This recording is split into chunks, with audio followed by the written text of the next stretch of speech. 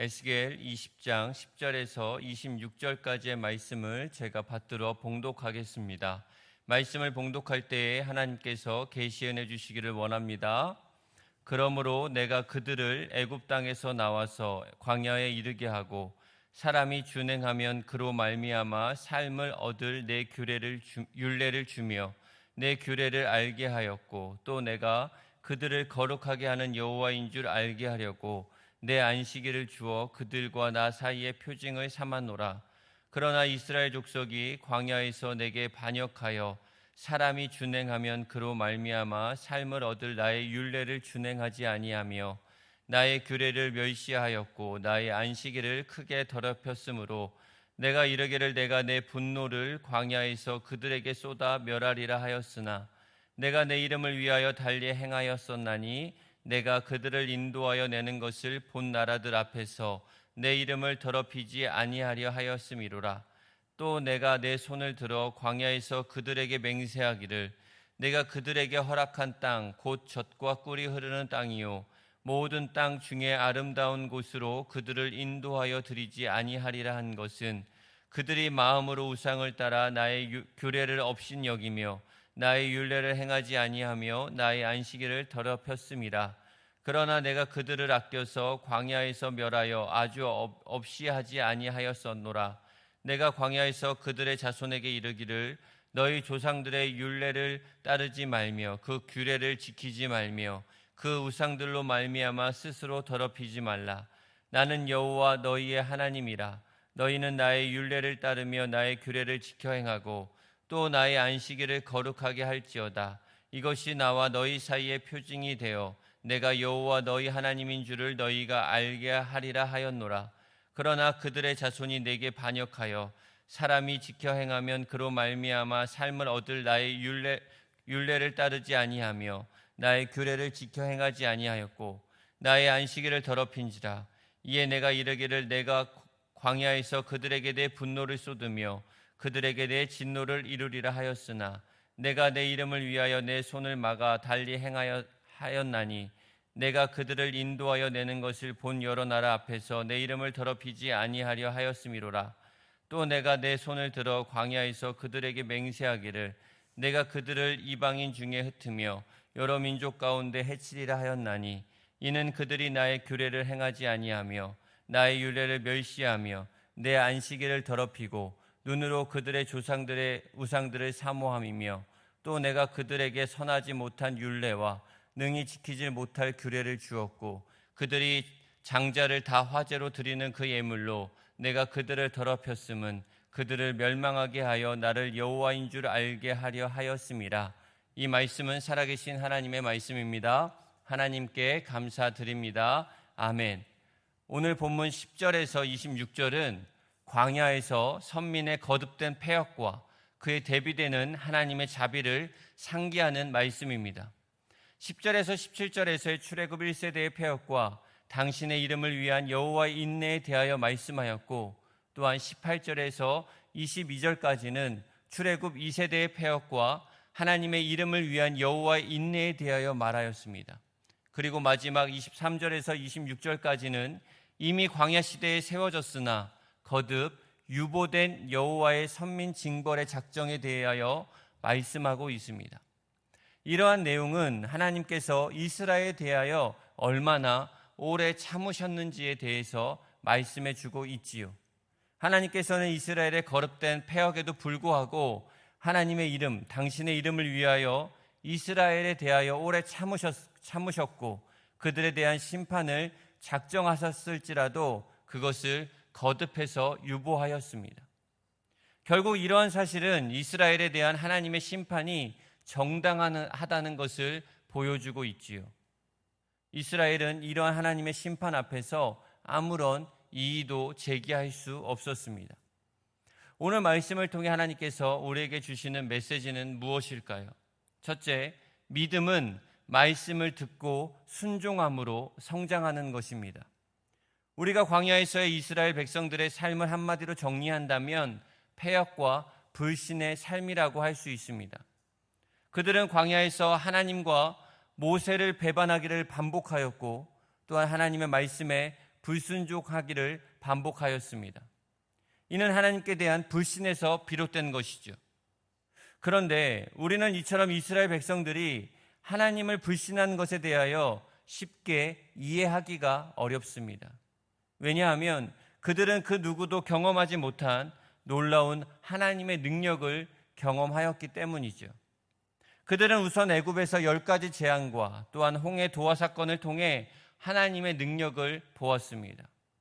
광야에서 하나님의 이적 가운데 하루하루를 살아갔습니다.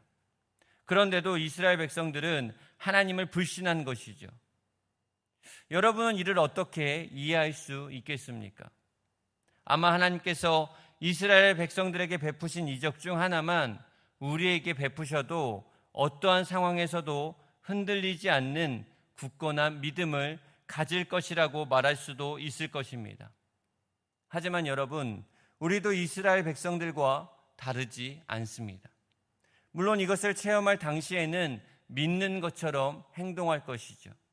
그러나 조금만 시간이 흘러 우리의 삶이 어려움이 닥친다면 우리는 다시 하나님을 불신하게 될 것입니다.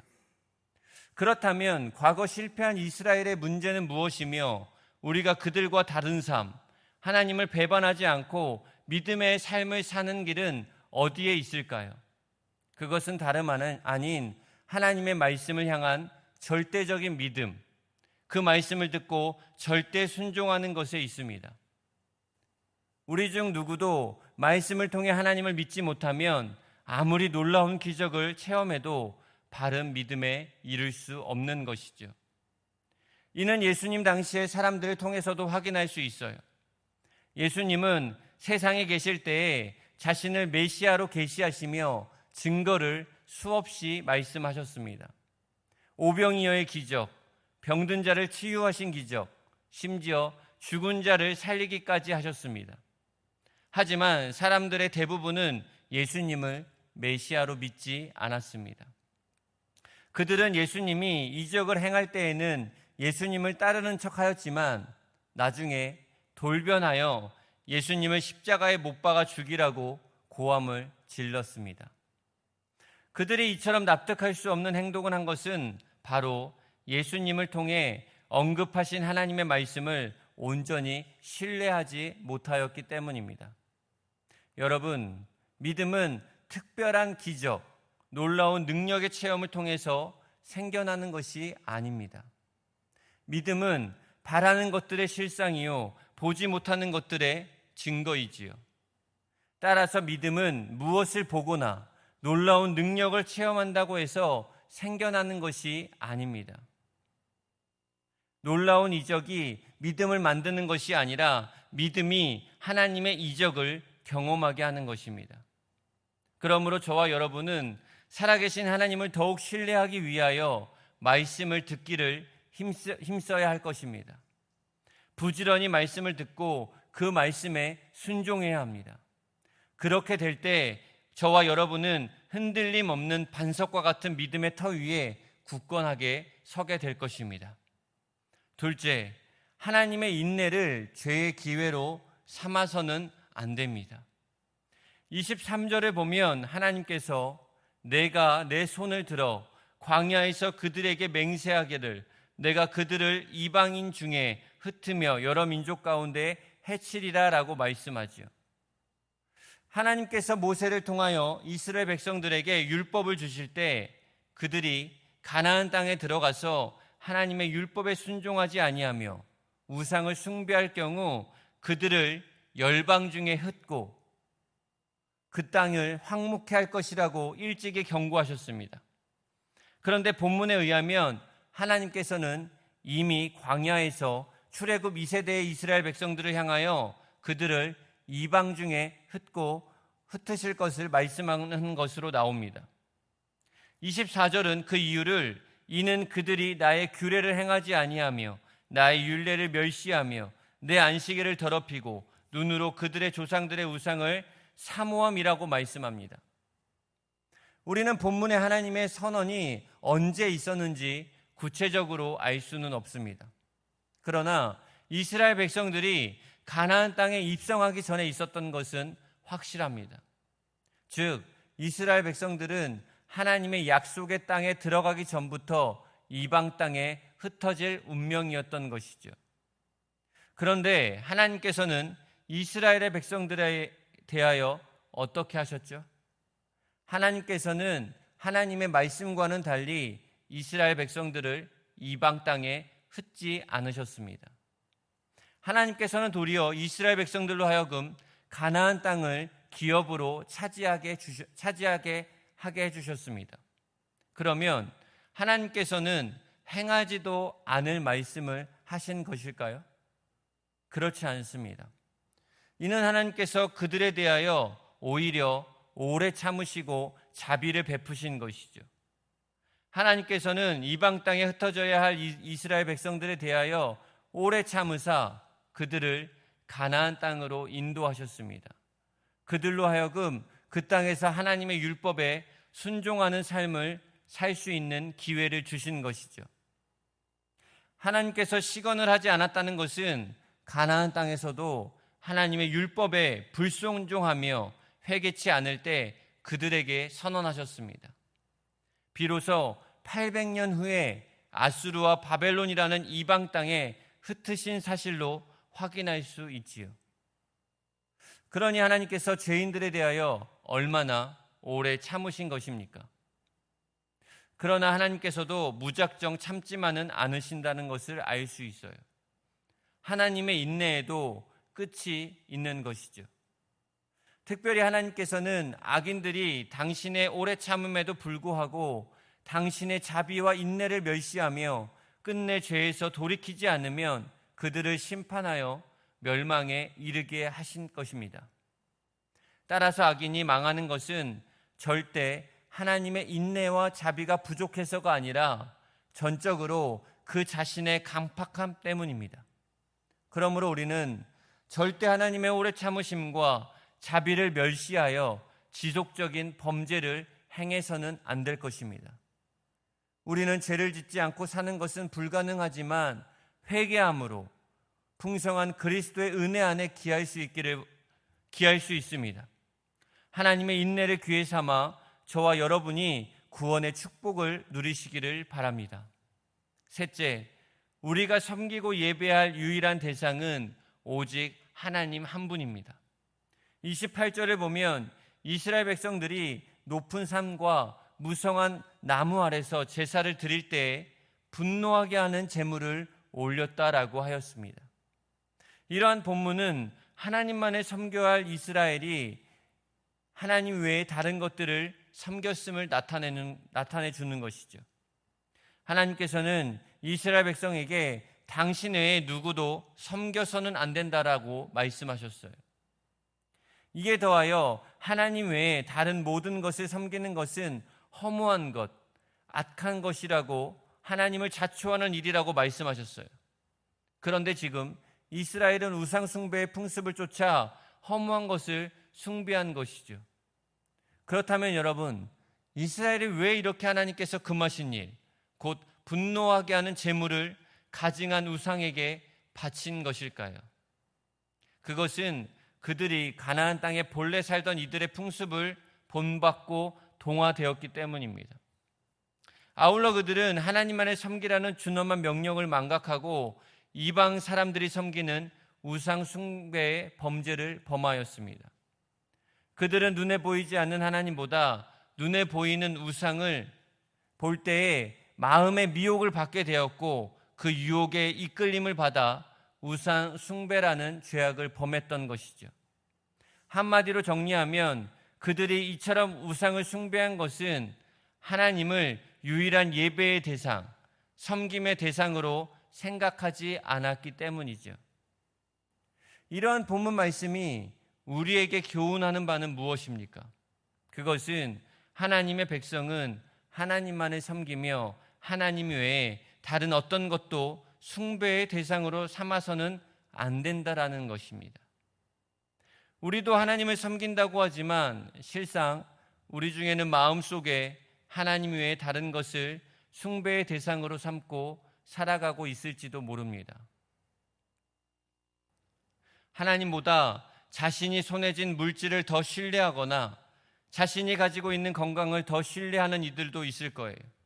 또한 자신들에게 현실적인 도움을 줄 수 있는 그러한 권세자들을 신뢰하는 이들도 있습니다. 아울러 하나님의 은혜와 사랑, 그분의 나라와 의가 아닌 현실적 번영과 쾌락을 추구할 수도 있습니다. 그러면서 이들은 이 모든 것들은 세상 사람들도 똑같이 추구하는 것인데 무엇이 문제가 되냐고 말할 수 있죠. 네, 맞습니다. 이들의 말대로 그것은 세상 사람들이 추구하는 것입니다. 세상 사람들은 이러한 내면의 우상을 하나님처럼 절대시하고 하나님의 자리에 그것을 두고 믿고 의지하며 맹목적으로 추구하지요. 그런데 하나님의 특별한 사랑으로 인한 선택을 받고 하나님을 섬긴다는 우리 역시 그들과 같이 살아가야 되겠습니까? 성도인 우리가 구별됨 없이 이 모든 것을 추구한다면 우리는 과거 하나님을 섬긴다 하면서 가나안 우상 숭배를 하는 이스라엘 백성들과 무엇이 다르겠습니까?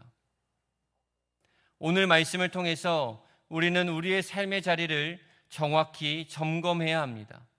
과연 우리가 살아가는 삶의 자리에 이스라엘이 섬겼던 가나안 사람들의 우상들과 그러한 잔재는 없는지 우리는 다시 돌아봐야 합니다. 혹 하나님보다 눈에 보이는 것들에 미혹되어 그것들을 하나님처럼 섬기지는 않습니까? 그렇다면 여러분, 과거 이스라엘에게 하나님께서 말씀하신 바 너는 나 외에는 다른 신들을 내게 두지 말라는 준엄한 명령을 새기십시오. 참으로 저와 여러분은 믿음의 사람 여호수아와 같이 오직 나와 내 집은 여호와를 섬기겠노라라고 당당하게 고백하며 살기를 결단하십시오. 세상에 어떤 것이 미혹하여도 하나님만이 우리가 진정 섬길 뿐이며 그분만이 우리가 진정 의지할 뿐임을 잊지 말며 이를 선포하며 살아가는 찬 믿음의 삶을 사시기를 주님의 이름으로 축복합니다. 기도하겠습니다. 자비로우신 하나님 아버지, 오늘 말씀을 통해 믿음은 기적이 아니라 말씀을 듣고 순종하며 자란다는 것을 깨닫게 하여 주심에 감사드립니다. 하나님의 인내와 자비를 죄의 기회로 삼지 않고 늘 회개하며 주님만 섬기게 하옵소서. 이 나라를 불쌍히 여기시고 지도자들에게 하나님을 경외하는 지혜를 주셔서 공의와 정의가 세워지게 하옵소서. 교회가 민족의 소망이 되게 하옵소서. 또한 우리 교회 담임 목사님 영육간에 강건하게 하시고 사역 위에 날마다 기름 부어 주옵소서. 우리 교회를 붙드시고 복음의 등불로 사용하여 주시길 원합니다. 목회자와 성도 모두 한마음 한뜻으로 성령 충만케 하시고 다음 세대가 말씀 위에 굳게 서게 하옵소서. 고통과 환난 속에 눈물 흘리는 성도들을 기억하여 주시길 원합니다. 육신의 병으로 고통받는 이들에게는 치유의 손길을, 마음의 상처와 외로움 속에 있는 이들에게는 하늘의 위로와 평안을 허락하여 주옵소서. 삶의 무게에 눌린 자들이 믿음을 잃지 않고 오히려 주님의 은혜를 깊이 경험하는 시간이 되게 하시며 교회가 함께 기도하고 서로의 짐을 나누는 사랑의 공동체가 되게 하옵소서. 오늘 하루 우리의 생각과 말과 행실이 주님의 뜻 안에 있게 하시고 일상 속에서 주님의 은혜와 평강을 누리게 하옵소서. 이 모든 간구를 예수 그리스도의 이름으로 기도드립니다. 아멘.